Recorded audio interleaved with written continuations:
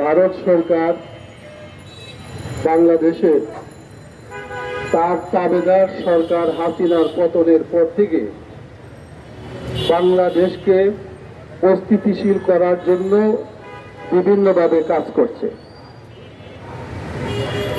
আমি মনে করি তার দেশের কিছু গুন্ডা বাহিনীকে লেলিয়ে দিয়ে আগরতলায় বাংলাদেশের উপ হাই কমিশনারে হামলা নাটক তারা হামলা করেছে। আমাদের নেতৃবৃন্দ বলেছেন যে ভারতের যে জঘন্য হামলা হয়েছে এটা আন্তর্জাতিক আইনের খেলাফ এবং বাংলাদেশের পক্ষ থেকে এটা তীব্র প্রতিবাদ করা হচ্ছে।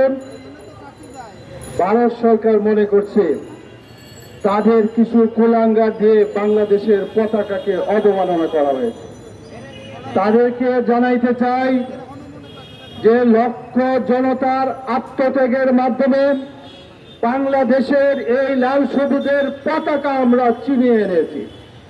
সুতরাং আমাদের এই পতাকাকে যদি অবমাননা করা হয়, প্রয়োজনে আবার এক সাগর রক্ত দিয়ে আমরা আমাদের পতাকার মানচিত্রের মান রক্ষা করব। আপনারা অপরাধ করেছেন। বাংলাদেশের জনগণ এবং ছাত্র জনতার আন্দোলনে 16 বছর জনগণের উপর যে স্বৈরাচারী সরকার নিপীড়ন নির্যাতন চালিয়েছিলেন এবং আমাদের প্রায় 2000-এর মতো ছাত্র জনতাকে যারা হত্যা করেছে, সেই খুনি হাসিনাকে আপনি আশ্রয় দিয়েছেন। পৃথিবীর কোন দেশ এই অসল মালকে কেউ গ্রহণ করে নাই, কিন্তু আপনারা কেন আশ্রয় দিয়েছেন? সে ছিল আপনাদের তাবেদার। ভারতের তাবেদার সরকার বাংলাদেশ থেকে উচ্ছেদ হয়েছে, তাকে ষড়যন্ত্র করার জন্য আপনারা পৃষ্ঠপোষকতা করছেন। ভারতকে স্মরণ করাইতে চাই, বাংলাদেশের ছাত্র জনতার আন্দোলনের মাধ্যমে অন্তর্বর্তীকালীন সরকারকে দুর্বল মনে করার কোনো কারণ নাই। বাংলাদেশের 16 কোটি মানুষের আন্দোলন এবং সংগ্রামের ফসল বর্তমান অন্তর্বর্তীকালীন সরকার। সুতরাং তোমরা মনে করবে না যে এই অন্তর্বর্তীকালীন সরকার দুর্বল। আমরা এই সরকারকে প্রতিষ্ঠা করেছি, এই সরকারকে আমরা প্রতিষ্ঠিত রাখার জন্য চেষ্টা করব। আমরা ভারত সরকারকে বলতে চাই, অনতি বিলম্বে খুনি হাসিনাকে বাংলাদেশে ফিরিয়ে দাও। জনগণ এই দেশের প্রচলিত আইনে হাসিনার বিচার করা হবে। তো ভাই আমার, আজকে আমরা এখানে সমবেত হয়েছি, আমাদের রক্ত গ্রহণ শুরু হয়েছে। এই দেশের পতাকা দিয়ে তোমরা ছিনিমিনি খেলেছ। 5ই আগস্টের পরে বাংলাদেশে হিন্দু সম্প্রদায়, হিন্দু ভাইদের ঘর বাড়ি এবং তাদের উপরে তাদের কোনো স্থাপনায় কোনো হামলা হয় নাই। ভারতীয় বিভিন্ন মিডিয়াতে অপপ্রচার চালানো হয়েছে, এটা বাংলাদেশের বিরুদ্ধে তথ্য সন্ত্রাস করা হয়েছে আমরা মনে করি। ভারতীয় মিডিয়াকে বলতে চাই, বাংলাদেশের কোথাও কোন একজন হিন্দুর গায়ে কোনো টোকা লাগে নাই, তারা পূজা করেছে।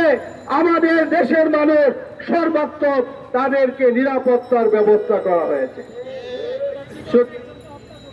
কিন্তু তোমরা কি করেছ? যেই বাংলাদেশটা শান্ত বাংলাদেশকে অশান্ত করার জন্য বিভিন্ন অজুহাতে এখানে তোমরা আন্দোলন করার জন্য চেষ্টা করছো। জানি যে প্রতিটা সরকারের তাদের সেই ষড়যন্ত্রের কারণে ইসকন নামক একটি সন্ত্রাসী সংগঠন আমাদের চট্টগ্রামে আমাদের একজন আলিফ আইনজীবীকে সাইফুল ইসলাম আলিমকে হত্যা করেছে।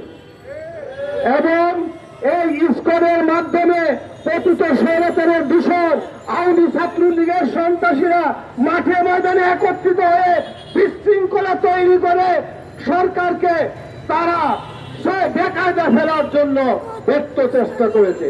কিন্তু আমরা তোমাদের এই ফাঁদে আমরা পা দেইনি। আমরা প্রতিবাদ করেছি, কিন্তু শান্তিপূর্ণভাবে প্রতিবাদ করেছি। বলতে চাই, আমাদের দেশে সংখ্যালঘু বা সংখ্যাগুলো বলতে কিছু নাই, নাগরিক অধিকার সমানভাবে সবাই ভোগ করতেছে।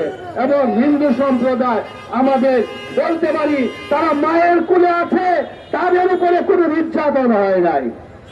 সুতরাং আমরা বলতে চাই যে আমাদের দেশের বিরুদ্ধে যদি ভারত সরকার মনে করে যে এই দেশে কোনো একটা অজুহাত খাড়া করে এই দেশে তারা আসবে, আমরা 18 কোটি জনগণ বুকের তাজা রক্ত ঢেলে দিয়ে দেশের স্বাধীনতা সার্বভৌমত্ব রক্ষা করার জন্য প্রস্তুত আছি ইনশাআল্লাহ।